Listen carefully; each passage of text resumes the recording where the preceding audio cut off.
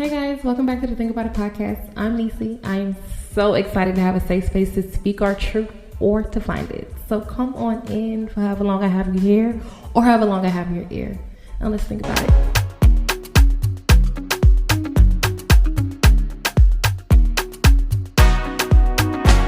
Every time that I think of you, baby girl, I'm all love on you. I'ma kiss your forehead, that's true. I be saying prayers for you. Anything when I buy for two. Baby girl, I lie to you never. Cause this thing now forever, forever. And I'm mad, baby. Hey guys, welcome back to another episode of the Think About It podcast with your girl, Nisi.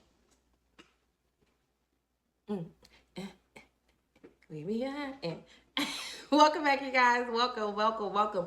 Honey, we're in July. Let's get into it. We're in July. Yeah, you already know. Shout out to the Kansas. It's our season. Right after that, y'all, you know, we got the Leos. And I have to give my shout out to the Leos, too. Because, look, let's get into it. My birthday is July 22nd. Y'all know the start of the Leos is, you know, July 23rd, right? So I'm going to give y'all a shout out, too. You know what I mean? Shout out, y'all. Let's get it. Let's go. Another year. In the name of Jesus, we going to make it. We gonna see it through. Okay, welcome you guys again to another episode. Listen, the light is lighting today. The light is lighting today, and I love it for me.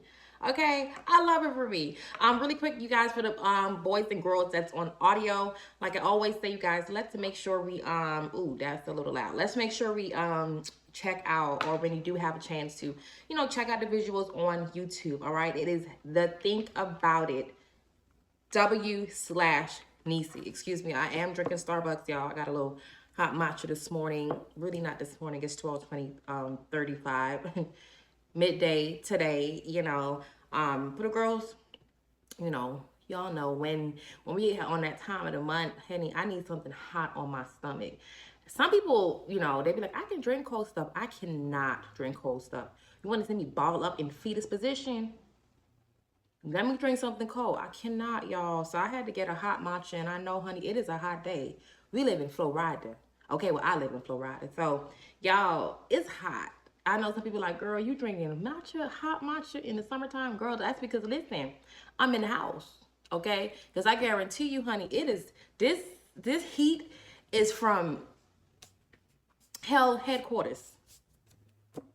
Okay, it's that hot. It's truly hot for real.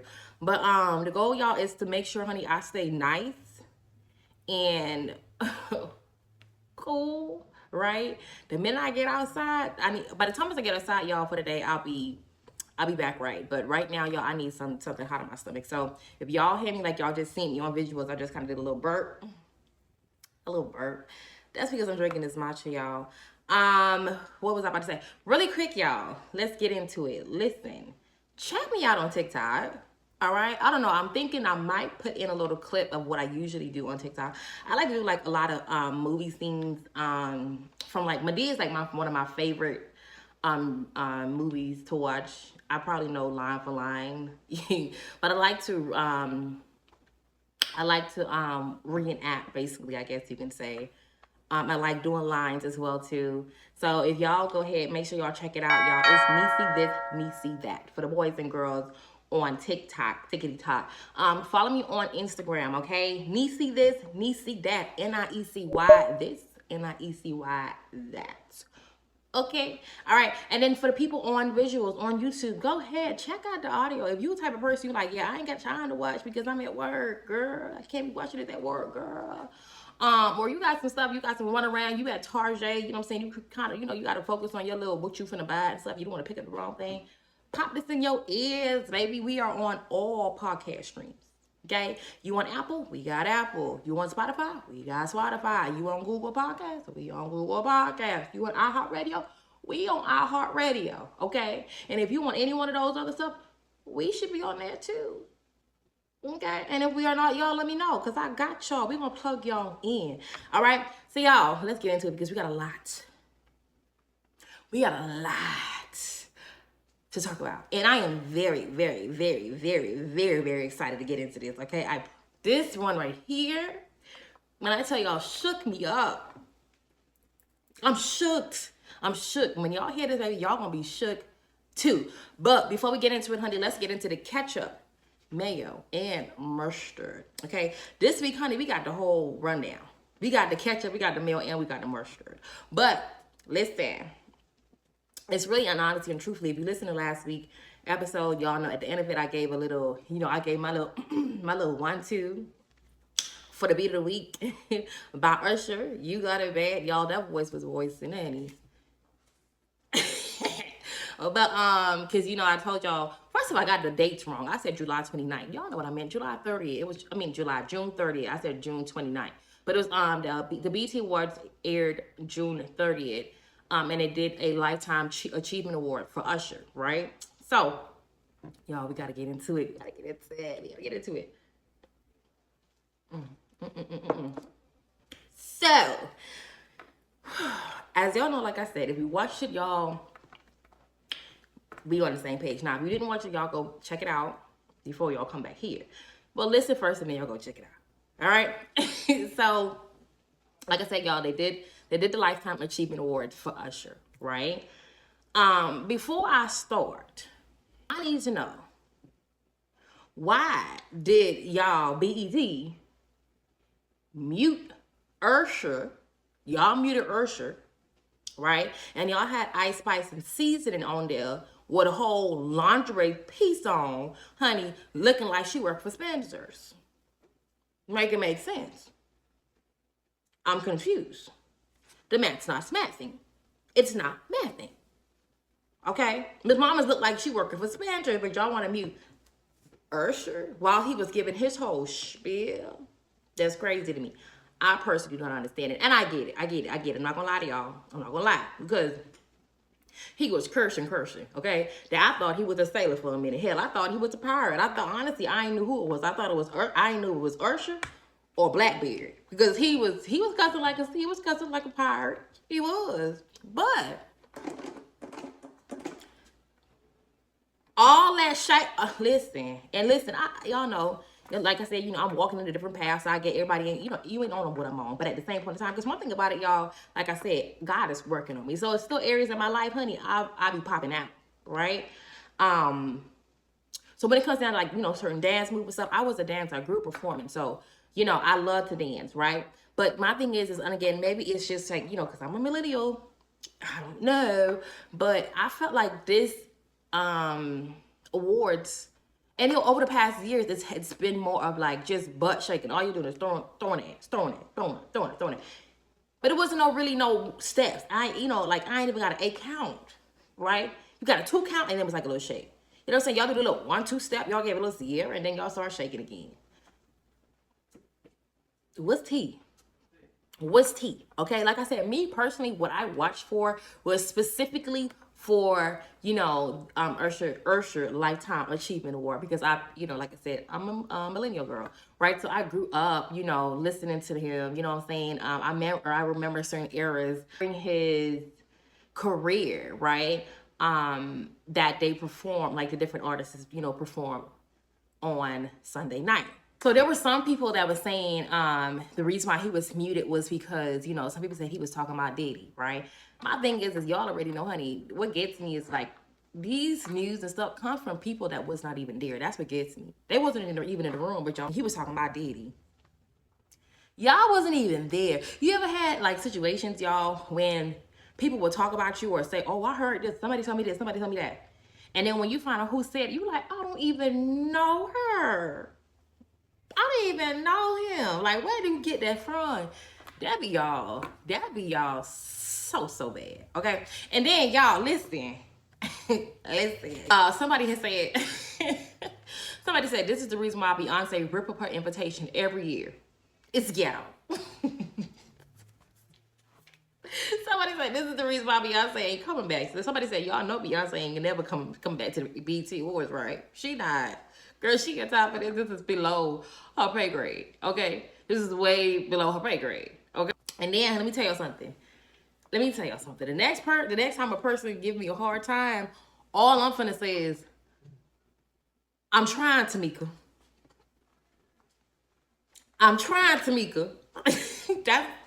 That's it. The next time somebody give me a hard time, that's my line. I'm trying, Tamika. If y'all know, y'all know. Cause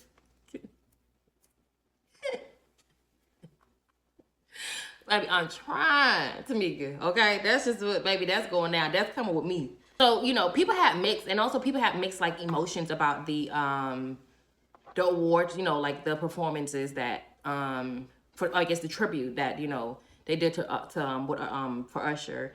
You know, some people was like, you know, they felt like other artists probably would have been that would have fit certain songs, you know what I mean? For me personally, I felt like Chris Brown would have did it, you know what I mean? Like, you know, I feel like when it comes down to somebody close to like, you know, just his performance, I feel like, you know, Chris is a great singer and he's also an amazing performer. Likewise to us, she's a great singer, he's also an amazing performer as well too. I feel like it would have been honestly perfect if he took part of it as well too. But it was like all women show, and I love that as well. So no shade, no tea. Childish Gambino, baby.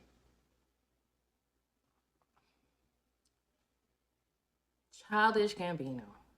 Donnie Clover. The way he ate that opening up,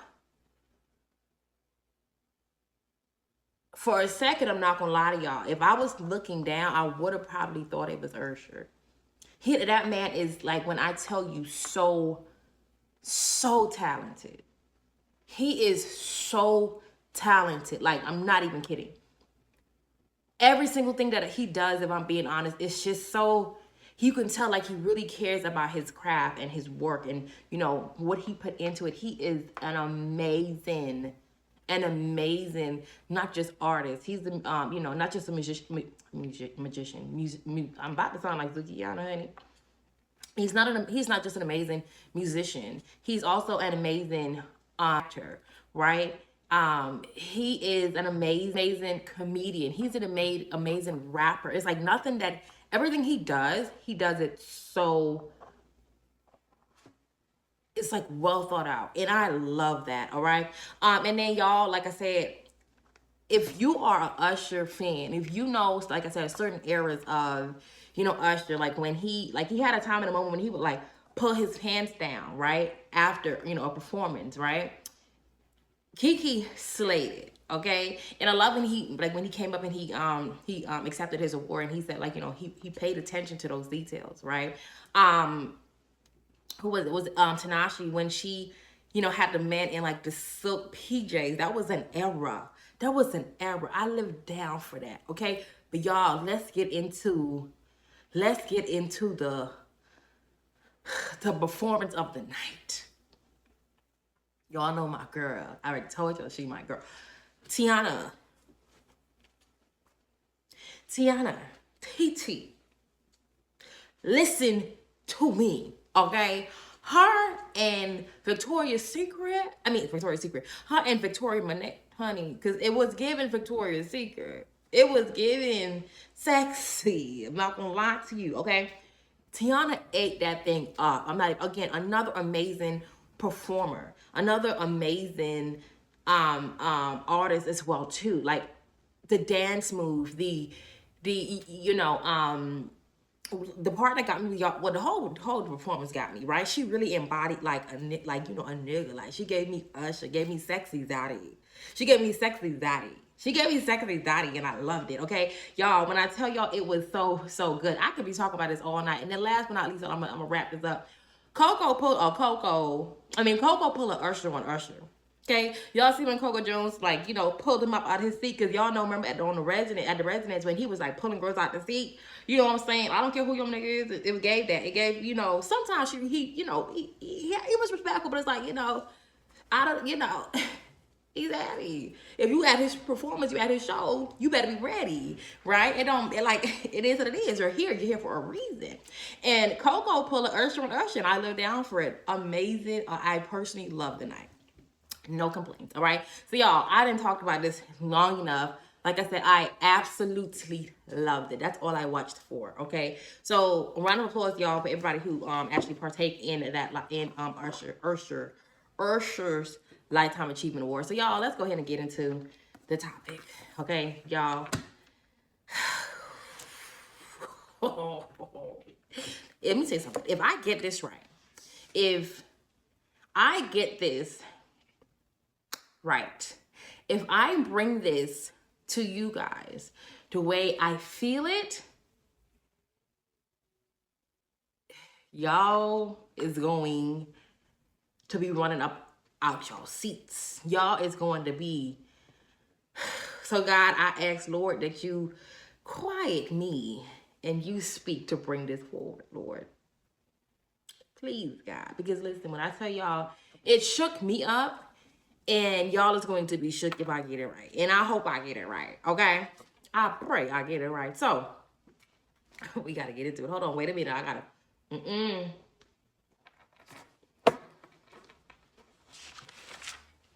So, the topic is, or for this week, is for the single women that thinks their wife material. The topic, honestly, that I originally had was, I do not think that I'm not ready for a wife. I'm not ready to be a wife like I thought I was yet. That was going to be my topic. But as I was studying this topic and for this week's conversation or episode, I came to realize that, and y'all know, like I said, this podcast, this space, y'all. Really quickly, I hope you guys seen the new banner.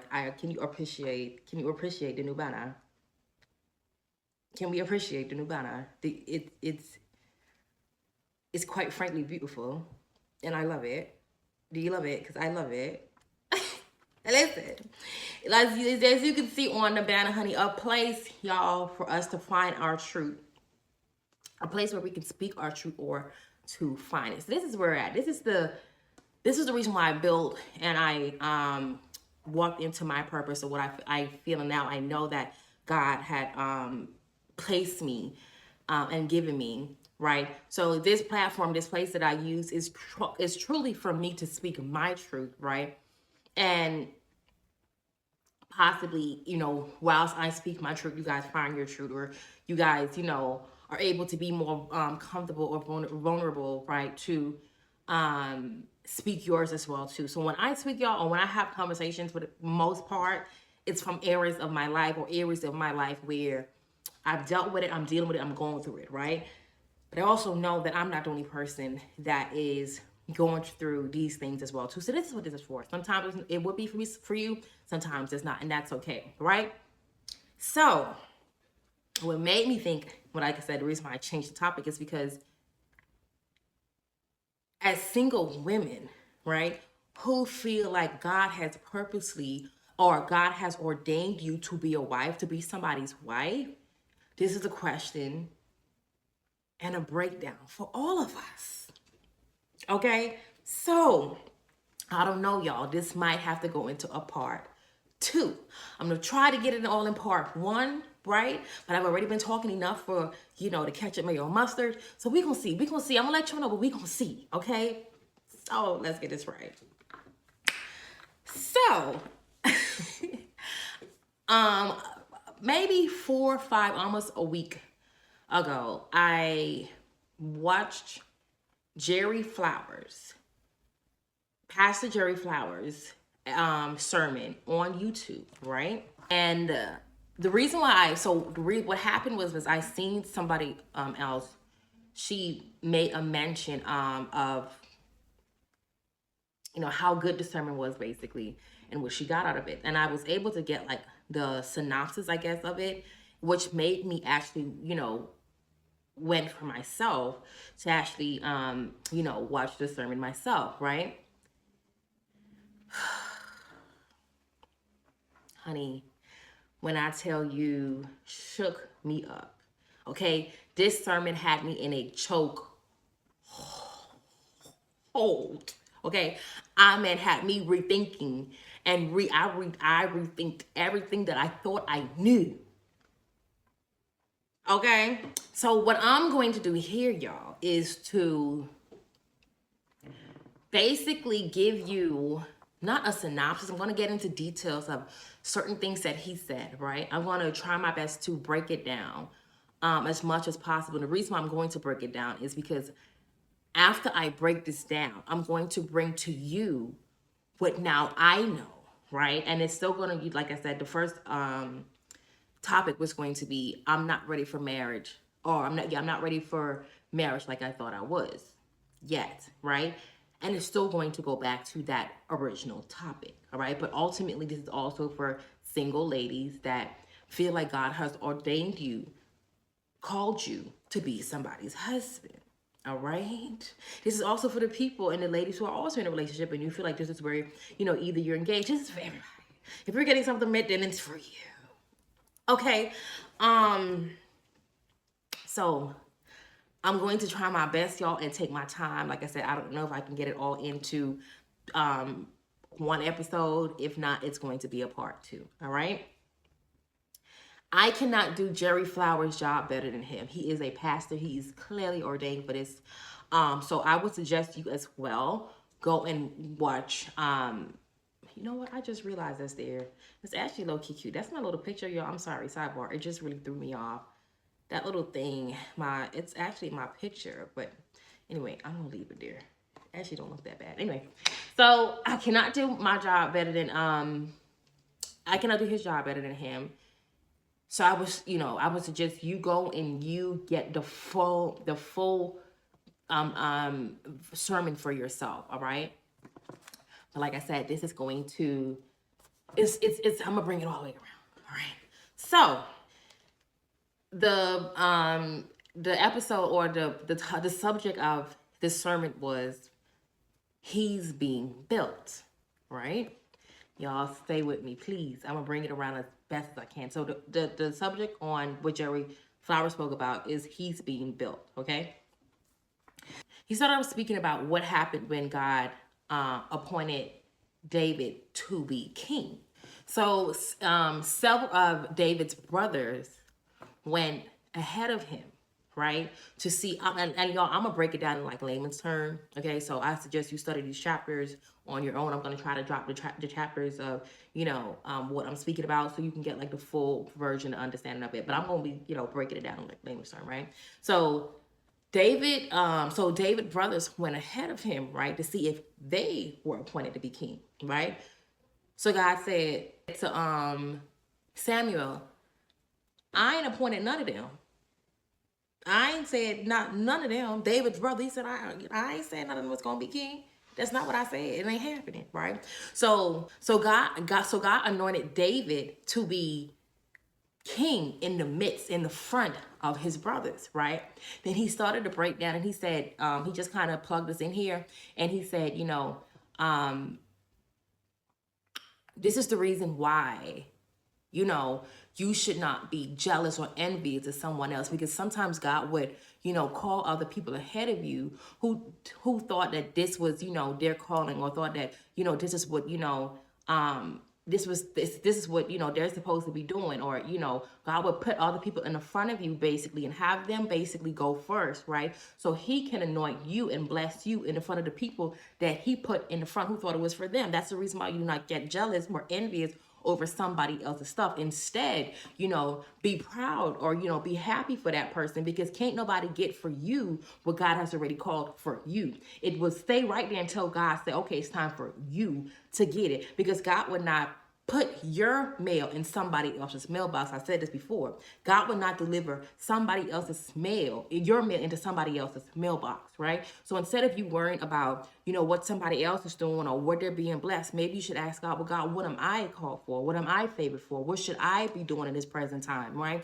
To get what it is that you have in my mailbox, or what you're delivering to me. So this is the reason why we should not, have an envious heart. He said what it does is also allow you to remove that scarcity spirit, right? Or that mindset. Because again, what God has for you will be for you, right? God will put people in the front of you who you thought that was supposed to be, who's supposed to be in position, right? But he would send them ahead, right? So when he called you, they can see you getting blessed. You getting all the things that God said is for you. Hello, somebody. All right. So he said, basically when he anointed David to be king in First Samuel's, right? In First Samuel 16, he anointed David to be king, right? But he did not walk into his kingship, right, until second Samuel chapter 5, right? First Samuel, second Samuel is when he basically walked into his kingship. So God anointed him 20 chapters ago, right? But he didn't walk into it, right, until second Samuel's, right? So I can be wrong with the numbers, but I assume from what I got from it, or what I grasped from it was decades, 18 years, right, when God had called him, right? But he didn't have him walk into the kingship until 18 years later, right? So he said, well, what was God doing within this time period, right?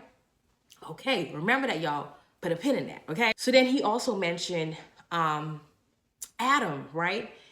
And when he created Adam, he put Adam in the garden to work and take care of the garden, right?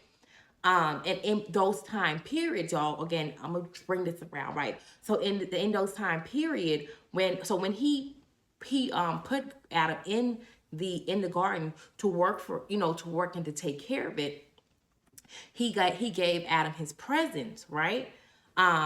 He said that, and he also gave Adam his instructions when he said, you can eat from any of these trees in the garden. All these trees you can eat from, all right? He said, but this tree here, you should not eat from, which is the tree of good and evil, right? And if you eat from this tree, again, y'all know I'm using layman's terms, you will surely die, right? So he gave him his instructions, right? God made Adam first. God could have made Eve at the same time he God. What are you talking about? He could have do it. God could have made Eve first. But God deliberately made Adam first, right? To work, right? To take care of it, right? And gave him his instructions. So Jerry Flower said, when God is working on a man, a king, a king, right? When God is allowing a man to walk into his kingship, God will give you three things as a man: his presence, his instructions, and his assignment, right? Y'all put a pin in that. You're coming back, all right? He said, so then God told him, I'm going to find a helper suitable for you, right? Suitable for you, right? And he mentioned, Jerry Flower said, when he says suitable, right? When he said he's going to find a helper for you, and now we're bringing it back into today's world, when we say we want a husband, right? Well, first off, pause that. When he say a man, he will make a man suitable for you. Every relationship that we go in, we're not going to be, God ain't suit that man for us. That's the reason why it ain't work. He was not suitable enough for us, right? And you was not suitable enough for him, maybe.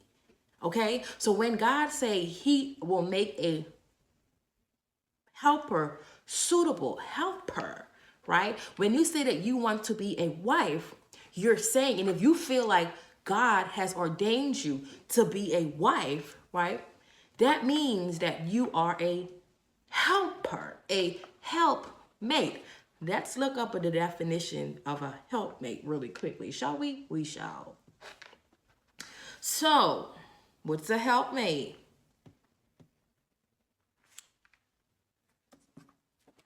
A helpmate is a helpful companion or partner, especially one husband or wife.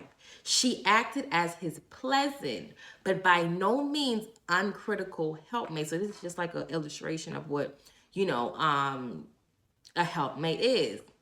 What does the Bible mean by helpmate? The individual has power to rescue others. So when you say that you are a helpmate, that means that you are called to help this man bring something into this world or do something into this world that he probably wouldn't have been able to do if you was not with him. Not probably, but he would have not had. Your job is to help him. Your job is to help him to probably get somewhere that he would not have got if it wasn't for the grace of you, right? Put a pin in that. So when you say that you are ordained or you are supposed to be something, I'm a wife, baby. I'm a wife. I'm wifey material. I'm a whole wife, baby. You're saying that your job is to be a helpmate. Okay, y'all, put a pin in that. We're going to come back to that, all right?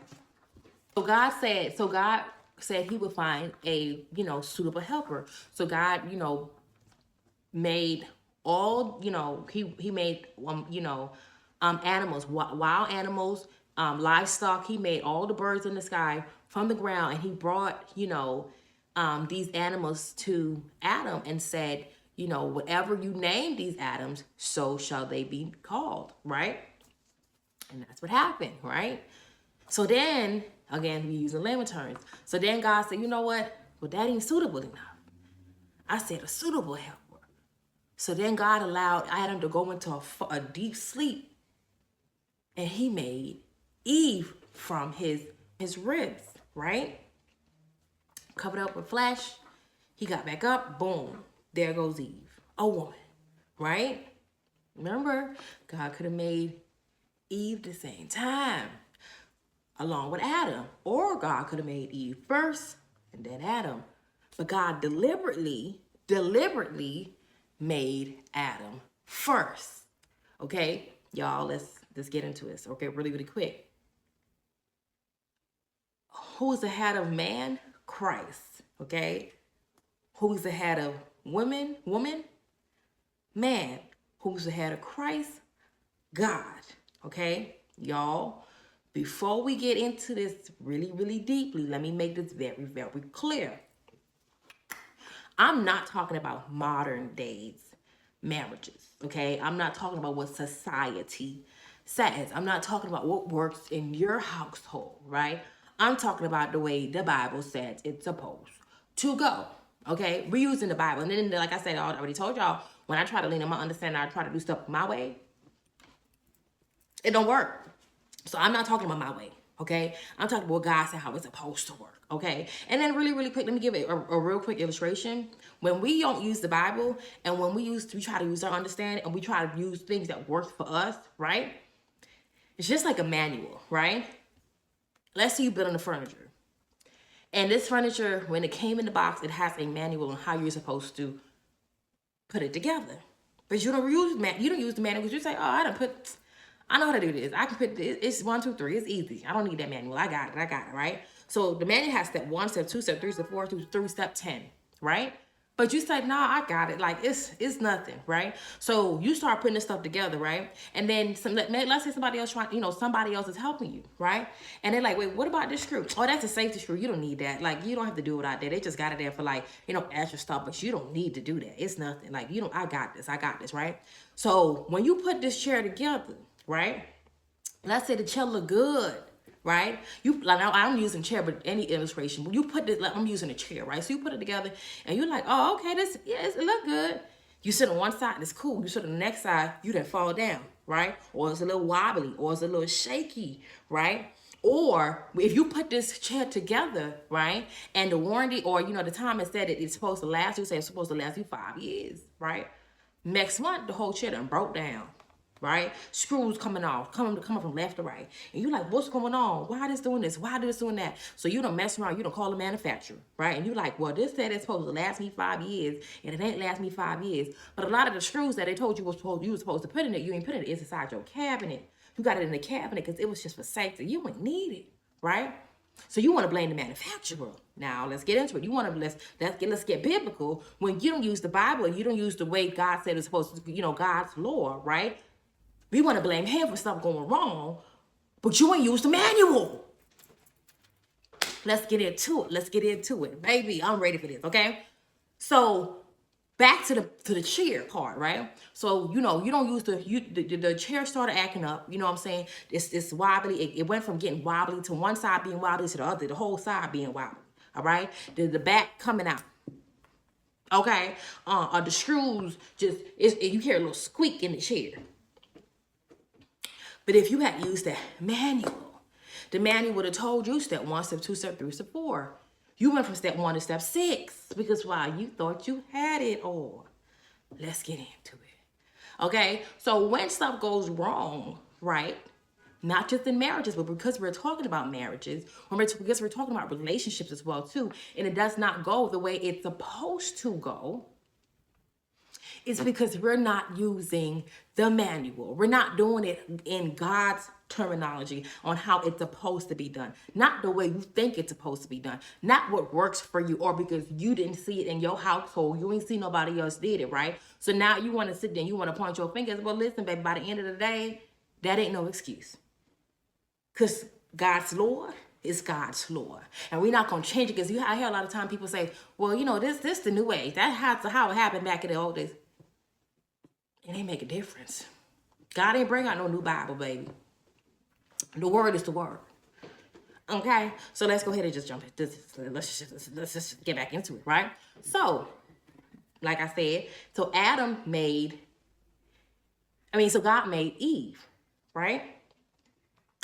God gave Adam the instructions, which was to not eat from that tree of life. You could eat from all the other trees. Don't eat from the tree of good or evil, right? God gave Adam the instruction. He didn't give Eve the instruction. He told Adam what he was not supposed to do. And he told Adam what he was not supposed to do because Adam is being led, right? So if Adam is being led, and who's the head of man is Christ, Adam was supposed to make sure, right? And Adam was supposed to give his instructions to Eve. All right? That was your job. That's what God told him to do. He gave him the instructions, right? Let's get into it.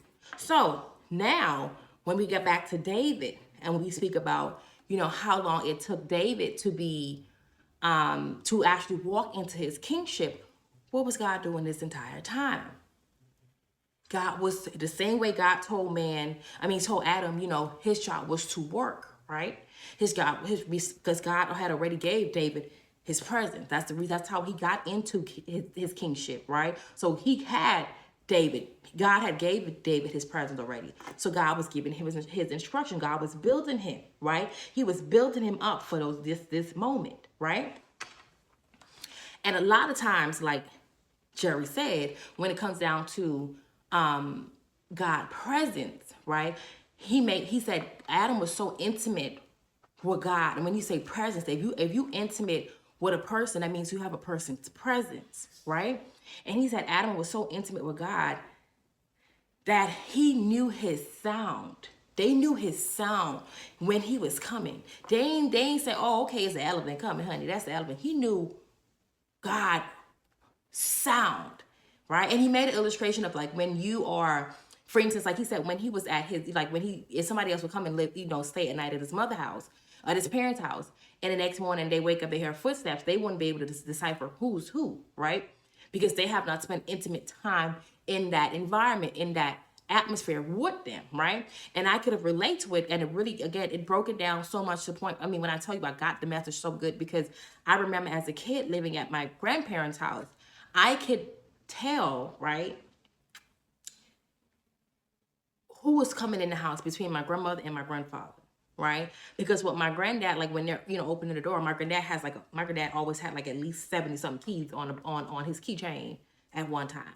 So you can hear a bunch of jiggling. And then there's so much keys, right? Back in the days, honey, they ain't had those little, you know, where you can mark the keys with the little decorations and stuff. Nah, they ain't had that. So they just had a bunch of keys that looked alike. So my granddaddy, he just sitting there, he looking through keys. He just putting stuff in, trying to, okay, this got to be it. Nah, that ain't it. So I know, I can hear, okay, yeah, that's granddaddy coming in, right?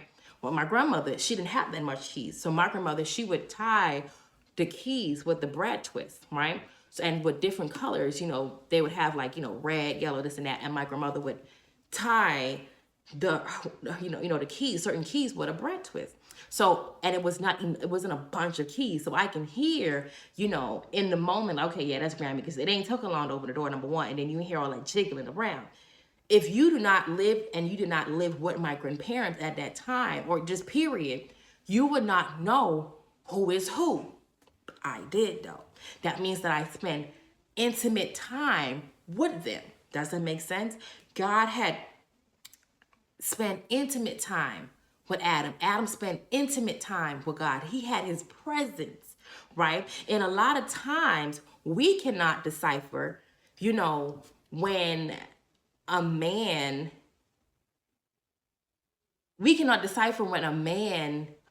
is of God and, is actually in his kingship, because we do not spend intimate time. A lot of us do not spend intimate time with God. That's the reason why we cannot decipher his voice from our voice, right? We ask God to say, God, show me this or this and that. How am I supposed to do this, right? And depending on, how much you're leaning on your understanding, you would mistake God's voice. You may mistake your voice for God's voice. And you may mistake God's voice for your voice, right? Because you did not spend intimate time in the garden with him, right? And a lot of times we cannot tell, if a man is of God, right? Because we're not looking at his fruits from that garden. We're not even looking to see if this man have fruits in the garden with God. We too busy looking at his bank account. We too busy looking at what he looked like. We too busy looking at his body. We too busy looking at what he got. Let's get into it, right? And a lot of times we cannot decipher, even if a man, because sometimes men would sit there and you ask man, especially like I said, where I'm at a place in my life where I don't have a lot of fruits. And again, we're going to get into this conversation. We're going to bring it all the way around. But I do not have as much fruit as I need in the garden, right? And so I'm not able, if I'm being honest, to truly decipher which is real fruit or which is fake fruits, right? Because I do not have enough fruit. I do not have enough intimate time with God. I do not have God's presence the way I want to, right? So if a man come up and he said, oh, when you as a woman, when you're on your walk with God, right? When you actually really getting to know him and you're at a place where your life is really changing, and you ask the man, well, what is your relationship with God? Or, do you believe in God or whatever? And the man say, yeah, I believe in God. I pray to him every day, or little stuff like that. And you're like, okay, all right, that's good. But a lot of times that's what a lot of people say, right? And those are fake fruits, because you're not aligning with what you said out of your mouth. You're not aligning with, how a man is supposed to lead when he do have fruits in the garden with God. But we don't know that yet, because that fruit to us, it looked real, right? And he made Jerry Flowers that made an illustration where he had a fake fruit and he had a real fruit, and he showed two fruits, right? And he asked the audience, which fruit is this fruit a real fruit? Is this fruit a real fruit? So the people and so everybody said the fruit that was real was fake, and the fruit that was fake was real. So he came down to the audience, y'all, and at the crowd, and he asked the lady, said, is this fruit real or is this fruit? And is this for real?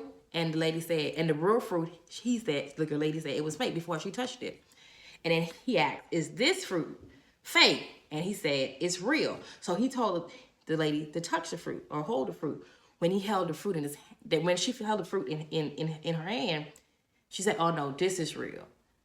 So he said, well, I thought you said, this one was real, that one was fake. She said, yeah, I know. And and he said, what happened was a lot of times he realized that we do not, as women, right? We're not able to decipher, and even as men as well too, we cannot decipher what's real and what's fake, basically, until we get into this relationship with this person, right? So now we already caught up, right? And he said a lot of times too, what happens in an unmowed garden is it houses snakes. So don't wonder why you getting bit up by, gaslighting, bit up by narcissism, bit up by being abused, right? You already in the grass and you getting bit up, by he cheating on you, he talking to you crazy, he verbally abusing you, all this stuff. Because you did not look at this man's garden. And if you had fruits in the garden, you could have told the difference, but you don't. And when I say you, I'm talking about me too. I'm talking about me, y'all. I'm talking about me, right? So he basically mentioned, and he said a lot of times what God is doing in these moments, i.e. David, when he called him into kingship, right? In 1 Samuel, but he didn't walk into his kingship until 2 Samuel.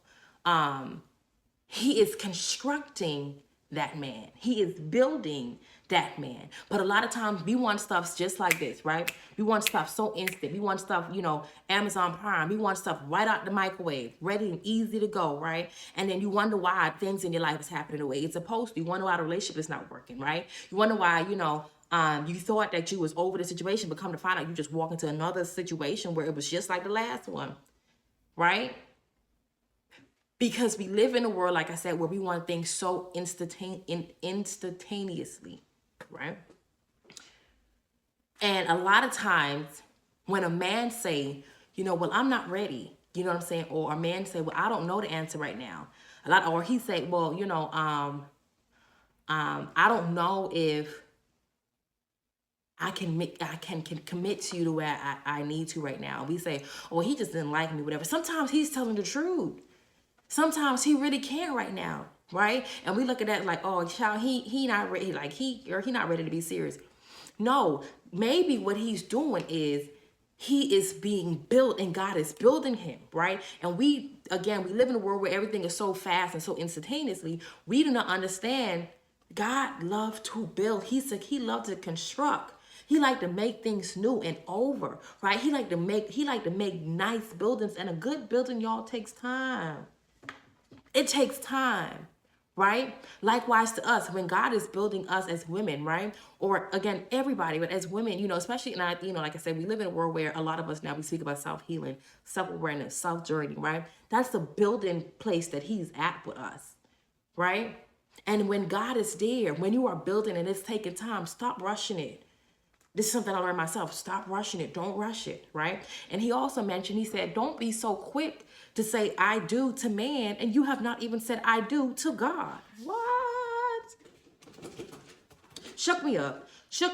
You want God to, oh God, but why I ain't got this yet? Oh God, I done seen this person got married, and I ain't got married yet. And this girl, she didn't do this. She lived this type of life. She da-da-da-da-da-da-da. And he da-da-da-da-da-da.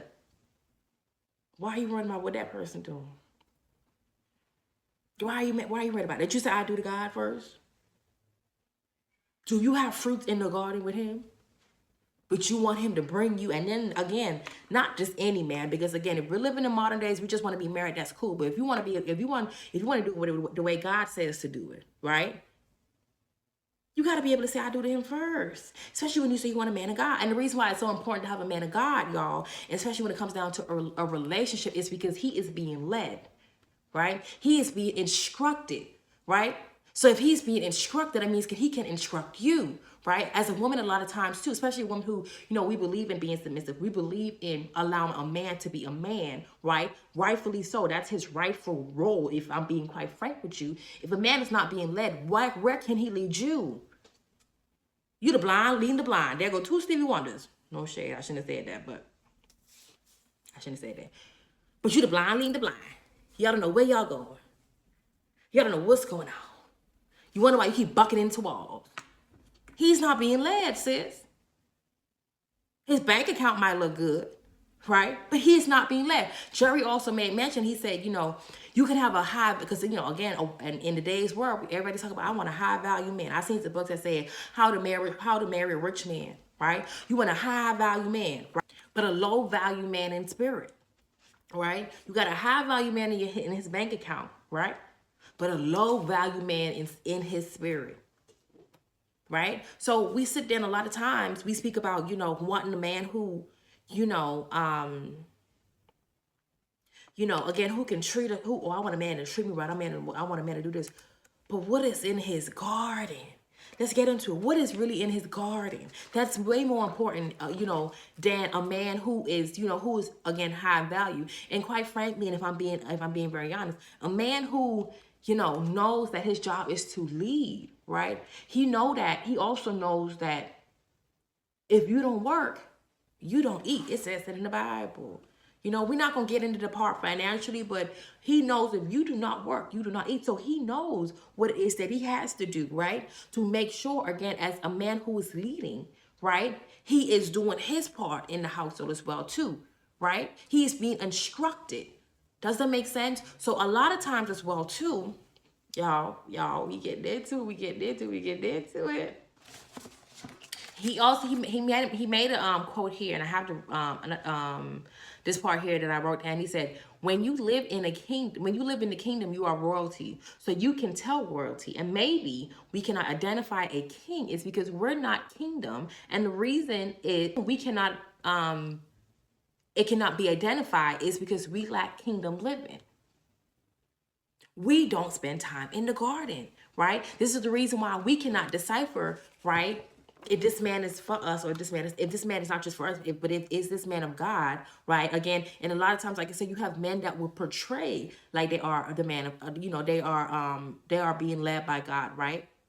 But it's a facade, right? It's a fake fruit. You get what I'm saying? He's putting on this whole, right? But he's not living accordingly to what kingship looks like. Are we getting into it, y'all? Does this make sense? Are we getting it? Are we getting it, y'all? Okay, so look. And a lot of times too, again, like I said, I've truly learned that, knowing the Bible, y'all, is really, and actually living how the Bible said that you're supposed to live. It stops us from a lot of chaos, y'all. It stops us from a lot of, things that we actually go through in life. And it's talk about a map. It truly is, right? So a lot of, how does, a woman who say that, and do have fruit in the garden and, say that, okay, well, I'm ordained to be a wife, right? I'm ordained to be a helpmate. I'm ready to help my man, right? Like I said, it's an order of a man is ahead. Who's ahead of a man is Christ. Who's ahead of man is Christ. Who's ahead of women is the man, right? So if we're aligned this way, right? You got God, you have Christ, you have man, then you have woman, right? Right? So if he's being led, there's going to be times, and like I said, especially when, again, we have sinful natures. There's things that we're not always going to get right? And sometimes in moments or in spaces or in situations, he fall off, right? And he doesn't go to according to what, kingship and, kingdom living is. And the woman, as a woman, we say, well, babe, look, I know that you thought this was the best move here, or I knew that, you felt like this was the right decision or whatever, or you were wrong in this situation. You know what I mean? Our job is to, again, help him to also keep going in that direction. Our job is to correct him at times when he is wrong, right? And a man who is not of God, right? Who is not allowing him to be led, right? He gonna turn around and he gonna start calling out your flaws, right? And like Jerry said, he said a man is not supposed to, once you tell him where he's wrong or things that he's not doing, you're not supposed to sit there now and now you want to tell me what I'm not doing. Well, you want to tell me about me, but you do this, right? Or yeah, you see this problem, but I ain't never said no when you done did that, right? Oh, I see you did this 20 times. You talking about me, but you ain't even got yourself right. No, because the minute you start now, you going back and forth, you turn your back from what God was telling you to do. You're supposed to be leading this way. You're supposed to be going this way, right? And now you all too back and forth.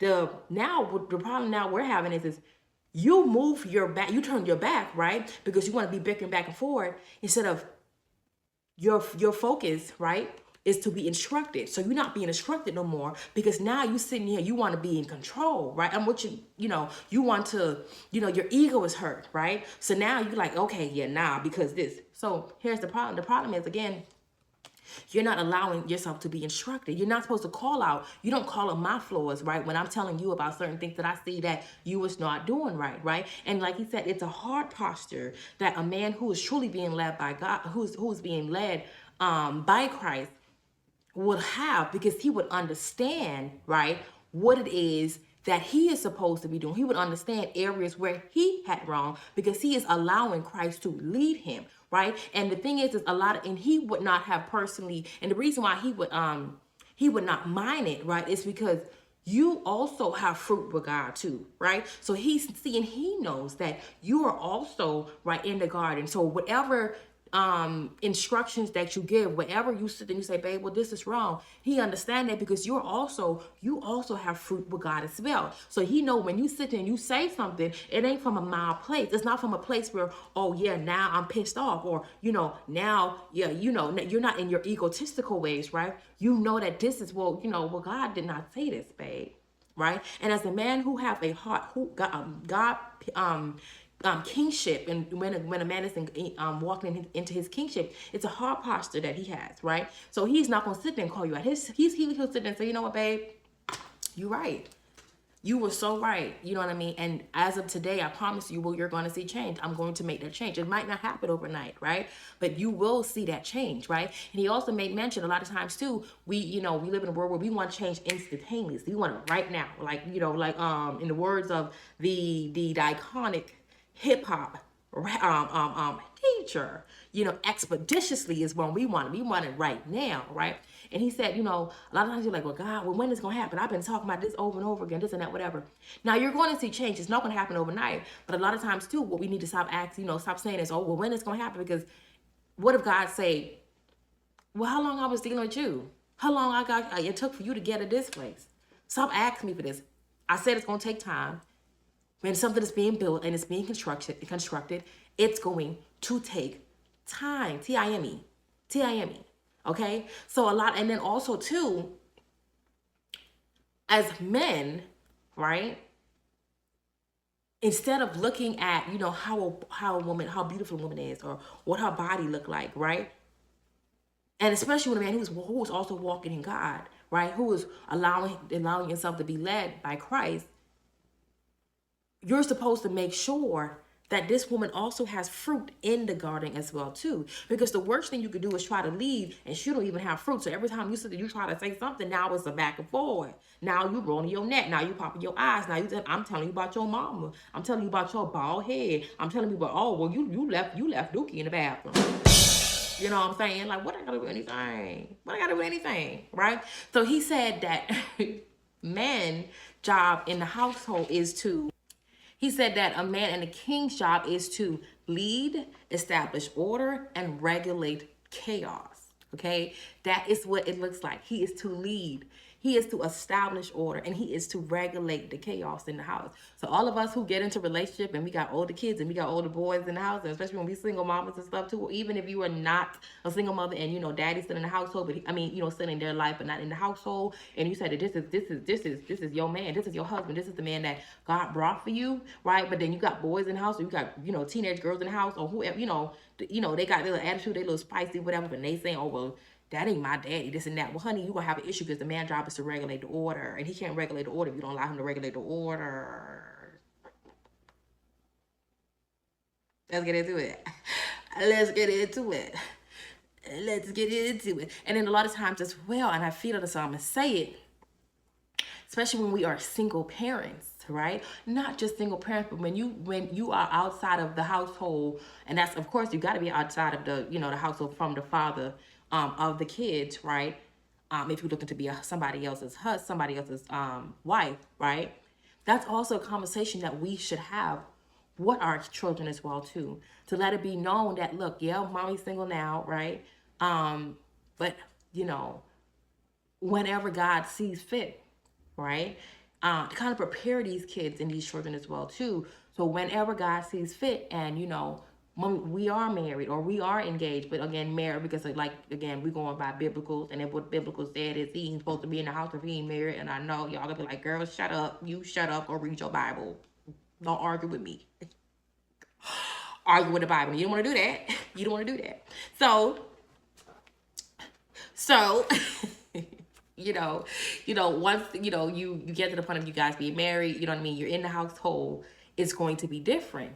You know what I mean? And honey, look, when my husband comes along, he's going to be a part, not just a part of the family, but he is going to lead the family. I had to take this role. I had to take this position because, you know, y'all know it's just me in the house. I am a single mommy, right? So I had to make sure that I had to be, you know, I still have to also, you know, regulate order in the household because there was no man in the household. But once he gets in place, that is his job. I ain't talking about whooping on your children and talking to them any kind of way. That ain't what I'm talking about. Because that's a different type of man. We're talking about men who are kings in the Lord. Hello, somebody. So, one more time. A king is supposed to lead. A king is supposed to regulate order. A king is supposed to, establish order, okay? And regulate the chaos. Okay, so you got all these, you got custody in the house, they doing this, they cut it any time, da da da da da da. And if the man say, look, this ain't gonna go, this ain't gonna fly, his job is to regulate the chaos, baby. And that's chaos, because he ain't got no structure. He is to establish the order. Okay? That's his job. Don't argue with me. You say you a whole wife outside. You a whole wife. Inside, because it can't be outside. You a whole wife. You wife material. Ain't you say that? Oh, okay. And also too, this won't touch a lot of people, but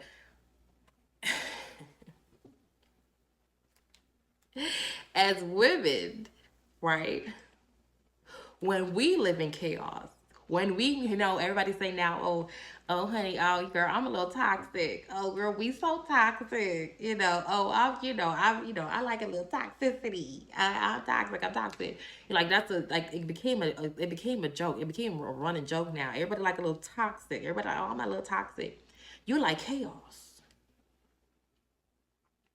That's what it is. Let's get into it. You like chaos, right? And a man who is, again, a king and also allowing God to lead him, right? You cannot be, like I said, you want to be the loudest person in the room, right? You want to say, oh, you shut up, you this and that.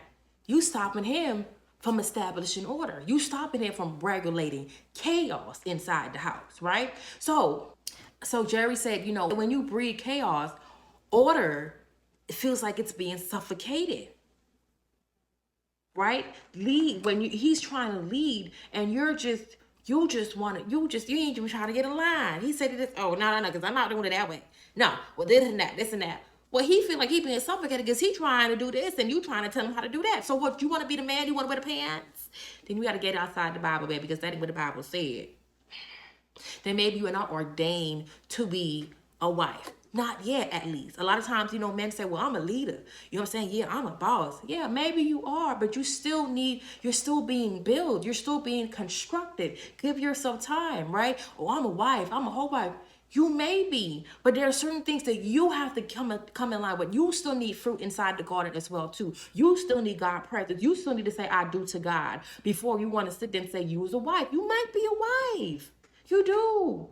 Right? But it's still things that you still have to do to get to that ring. And not just the ring, but to really have a relationship that God has called you for, that you feel like you have ordained, you are ready to be a helpmate. You cannot be a helpmate, right? And God is trying to build this man up, right? And you still can't, like I said, you still loud. You still well, this is my children. You know what I'm saying? So you can't tell them what to do, this and that. What you're doing is helping the enemy break this man down. You're not helping God do what he's supposed to do. And why would God bring you somebody that he's trying to build up for you to just bring him down? Let's get into it. So I think we can get this done in one we're going to get this done in one episode, okay? I know this is probably a little bit everywhere, but I felt like it was a lot of gems being dropped as well too. Like I said, this was a lot of stuff that I personally understood that Jerry said, and I tried to break it down in my terminology. And the reason why I did is because when he started off the episode, he said, when you said you are a wife, that you are ordained to be, when you said that you are ordained to be somebody else's wife, that means that you're ordained to be a helpmate. And I asked myself, well, are you in a place or are you in a position where you can, you're ready to be a helpmate? when he made mention, and he said that, a lot of times we don't know, the difference between God boys and our boys is because we don't have intimate time with God, right? So we don't have his presence as well too as a woman, right? Then he also made mention about when he said when you breed chaos,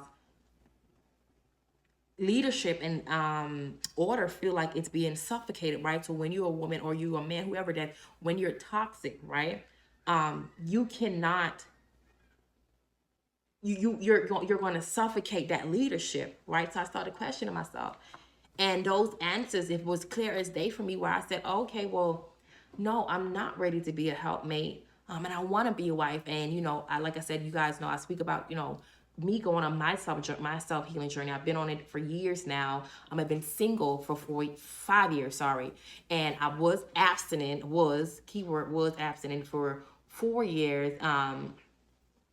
And when, like I said, it allowed me to go through this whole process, like I said, right? So 5 years, me being single, like I said, I mentioned me going on a self-awareness or self-healing journey, healing areas in my life that, had this hole or had this dark, this dark hole or this darkness around it. And I felt like, okay, well, you know what? And I'm going to God for these things, of course. I'm asking God to help me and pull me out of it. So I feel like, okay, well, I have God, right? And I do have God, but I do not have intimate time with God. When you go through a self-healing journey, you're asking God to help you through these things. So all you're doing is asking God to help you, right? But you're not actually sitting with God and have his presence, right? You don't have fruit in the garden with God. You're not really doing, really what God has positioned you to do, right? And the reason why you don't do it because you don't have intimate time with him, right? You're asking for certain things, and it's great that you have, you heal those areas in your life, but there's still work to do. And I truly believe also that what God did was, in my life, he allowed me to go on a journey, right? Declare these areas up in my life, right? To take me on this next step as well. I do feel like also God also give us, once we have his presence, is he instructs us as well too, right? To do certain things as well too. So what I've learned was, like I said, God has put me in a position to heal these areas, right? To move out of areas in my life where I knew that I was not anymore, that I knew that I had to clear up, that I knew that I had to actually deal with, right? And in my head, I felt like, okay, well, yeah, I done did this part of it, this part, you know what I mean? I've been single for this long. I've been abstinent for this long. Yeah. So I'm ready, right? You're not ready, baby. It's amazing that you did that, right? It's also amazing that, like I said, I was on my abstinence for 4 years, but it wasn't enough. So God said, okay, you was abstinent, but that was something that you chose to do, right? So seeing that you could be abstinent for yourself, and the reason why abstinence, and the reason why it was abstinent is because I was using my own understanding, right? I did not have fruit in the garden myself too, so I was persuaded. I got pulled out of my panties. Let's get into it, because the fruit was fake. The fruit showed up as something else, right? But the fruit was fake, and I would have known this, right, if I actually had God intimately, right? If I spent time with God in his atmosphere intimately, intentionally, right? And again, this is something he said earlier on as well. Jerry Flowers mentioned, he said, if a man is not, if he do not tend to his garden, right? How can he tend to my heart, right? If he is not intentional, right, with his garden, how can he be intentional with me? Does that make sense? So, like I said, I feel like now I'm at a place, if I'm being honest, where I know now, and if I'm being honest, I'm not at a place of being someone else's as of yet, because there's areas of my life that I know that will break this man down instead of build him up. So I'm actually thankful that God did not put him in my presence. Much as I said, well, I've been single for 5 years, right? Okay, well, David ain't walk into his kingship until 18 years later. Let's get into it. Let's really talk about it, right? Before God had gave before God had gave Eve to Adam, God had him do work, right? Okay, so these are things that I wanted to heal, but I didn't ask God what he wanted from me though. What should I be doing though? Right? And I would notice if I spend time with him. Okay, so like I said, I know, no, I'm not ready to be I'm not ready for my husband as yet, because like I said, I know there's areas in my life where I am hyper independent, right? And my hyper independence comes from, if I'm being frank, a lack of, my parents, and if anything, if I'm being honest, more so my father, dropping in areas of my life, where he neglected, me, where he, didn't show up in those areas that I thought he would have. So when it comes down to a man, and when I feel like a man is going to drop the ball, I personally just be like, oh, okay, it ain't going to happen. I'm going to pull back because, yeah, I got this, right? And if you're so hyper independent and a man is supposed to lead, I am going to clash. I can't find a word I'm looking for, but I'm going to clash in those areas with him, right? My attitude, y'all, my attitude. And like I said, I've worked on my attitude a lot, and I've learned to communicate, but I'm still not the best communicator, right? If I feel like, there's areas where you are really giving me instructions to lead me, and because I'm also hyper independent, I can take that and I can be snappy, right? I might want to call out his big nose because you trying me. When he is just trying to regulate the chaos and establish order, right? And I would have known this if I had intimate time with God and I had real fruits from myself. So I say all this to say, if I'm being honest, I don't want to do it in my own way. I don't want to do it just from out, and I think what happens too is when you are dealing, when you've been on a self journey, right? It's about self, right? And it's different from when you're on a self. You can't be in a self healing journey and you feel like God has called you to help someone else as well too, because a lot of things too, what it is, it's like, oh well, you're not gonna do this to me because I didn't deal with this area of my life. I didn't. So now I have to ask God, instead of me being selfish, to be self-full, right? And to be able to be also selfless, right? That's something else. I'm also in a place in my life where I'm, like I said, now I'm learning that I'm not ready to be a wife like I thought I was yet. I know that I truly need to spend intimate time with God. And like I said, I've also always spoke about me being abstinent, and it was enough for me to hold on to it for 4 years. And like I said, it wasn't enough for me to be persuaded by a fruit. And also, me as well too, because I not just blaming the person, because if I had fruit, I would have known the difference, right? But I also would have been persuaded by a fruit that persuaded herself to be a real fruit. Does that make sense? So now I'm outside of abstinency, and I find myself leaning towards more celibacy, which is also a lot more religious as well too. It's not a lot more, it's religious, a religious thing and not a self thing, right? So until I am married, until you show up the way you're supposed to, when you allow Christ to lead you, it's just not that much. It's not worth it no more for me to just be on a self journey, right? Or to do it for myself. Does that make sense? I know that when I'm learning that, and I know that the intimate time that I share with God, and I know in my heart, I know I would be convicted to be celibate than abstinent, because if I spend time in God's word, if I put fruit into the garden, that is what I'm supposed to do. That's the law, baby. That's the law. All right. I hope this made sense, y'all. I really wanted to bring it to y'all because, like I said, when he came in, he just slapped me upside my face with this, baby. Like I said, I was choked up. I was in a chokehold. It made sense. It truly made sense.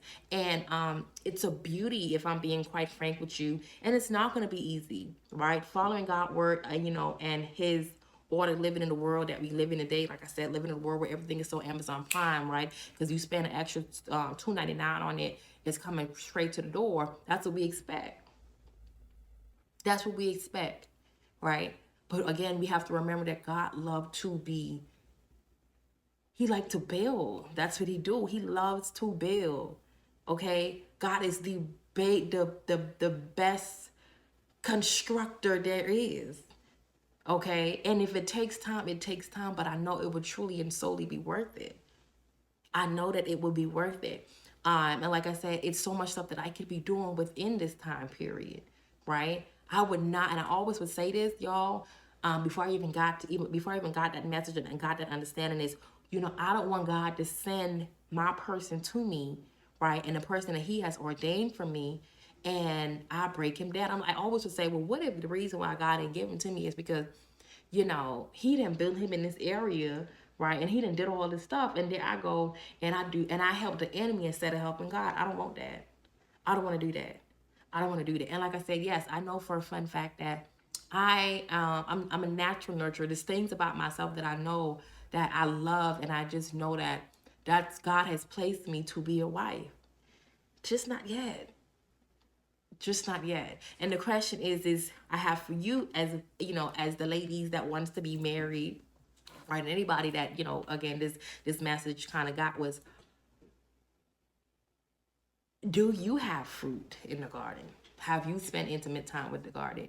Can you have more intimate time with the garden? Do you feel like God has convicted you in areas of your life that will go against the person God has called for you, right? And doing it in the law of what God said it should be done, right? Are you, as a woman, you want to regulate the chaos, you want to lead, you like a little toxicity, right? If you have those questions, maybe your time isn't yet. And that's men, right? Are you leading, right? Are you leading? Are you establishing order? Like the Bible said that you're supposed to. And are you regulating chaos? Because if you are bringing the chaos, you are the issue. If you are, birthing the chaos, right? You're not doing it in the way that God told you that you're supposed to be doing it. Hello. Let's get into it. If you like drama, right? If you like drama, if you like a little toxicity, if you like when, she get mad when you do certain things that that will,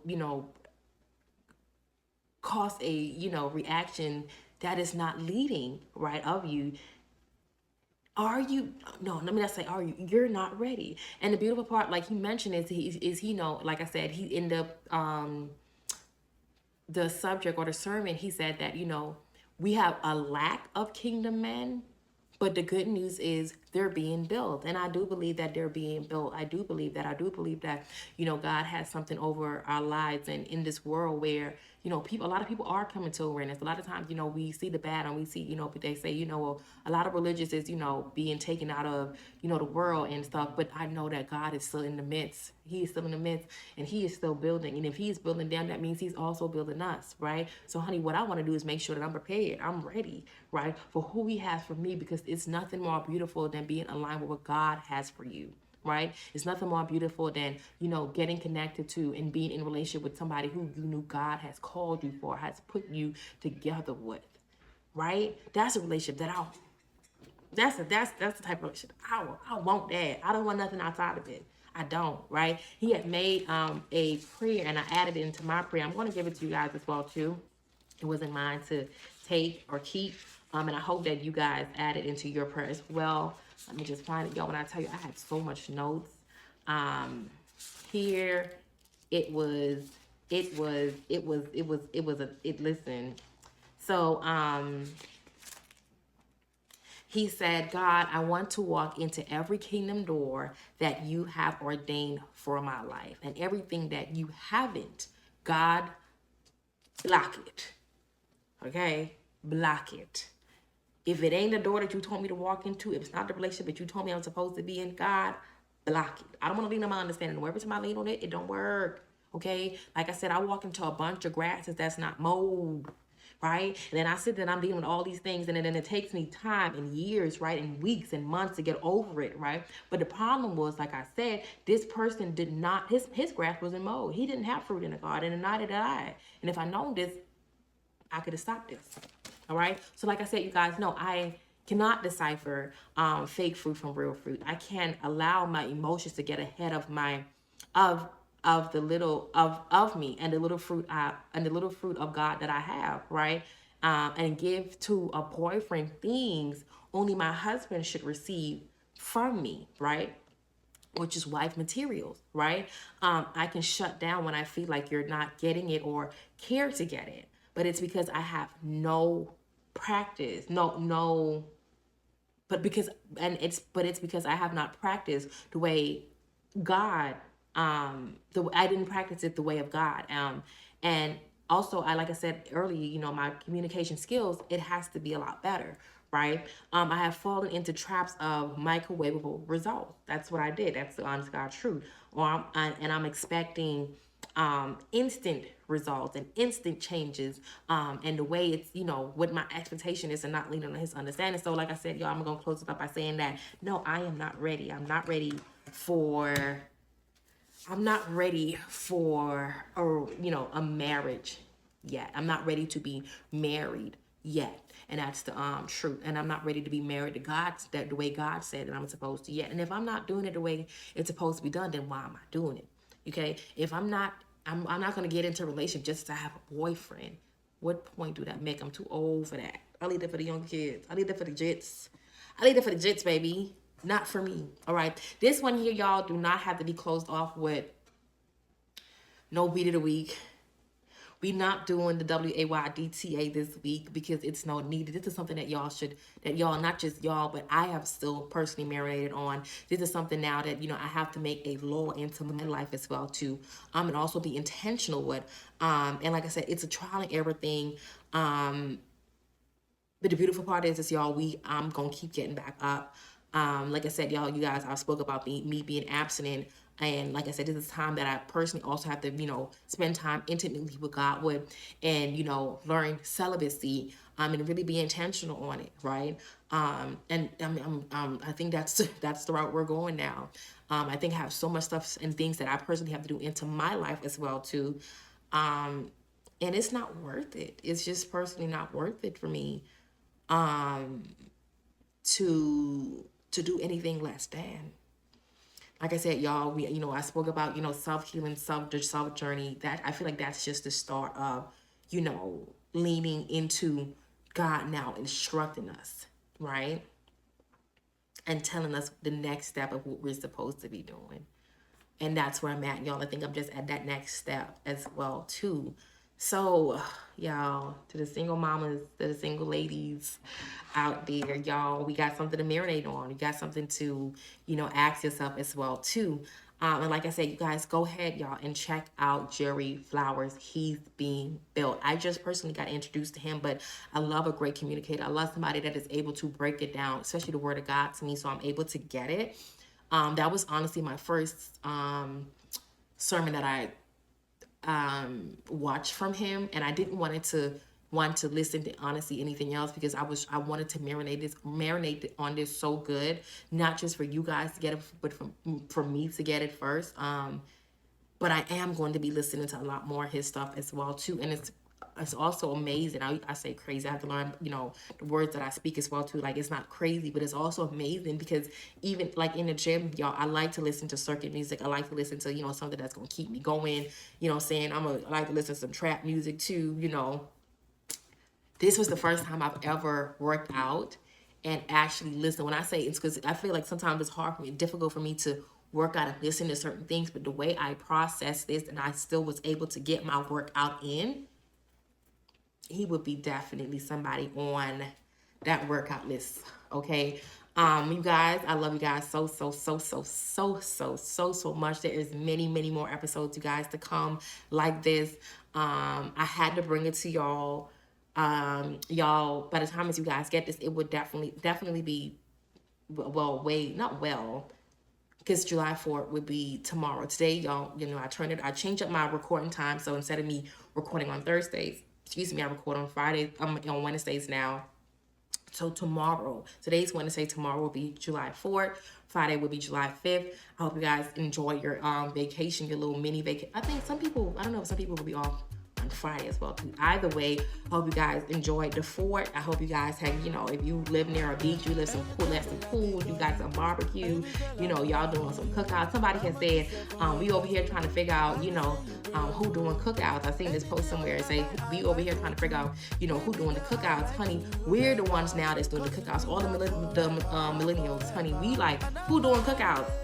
We at the cookout age. We're the ones supposed to be doing the cookouts. When I say we, I don't know why I'm pointing at myself, because I'm not doing no cookout, because I'm still in my prime. See, that's the problem with us. We still want to be in our prime. I'm in my prime now. I love you guys so much. Don't you forget, honey, to tell a sister, cousin, brother, auntie, uncle, niece, great cousin on your daddy's side. Before we close it out, y'all, let's leave some reviews. Tell me what you think about this episode. Talk about it. Come on, y'all. Communicate with me. Let's go. Rate the podcast, okay? If you're on Spotify, just hit that star button. Tell me what you think about it. If you're on Apple, hit that star button. Tell me what you think about it. Rate the podcast. That this is the Think About It podcast with your girl, Missy. We out. Ale. Then they ask me what you do me, I say, ah, ale.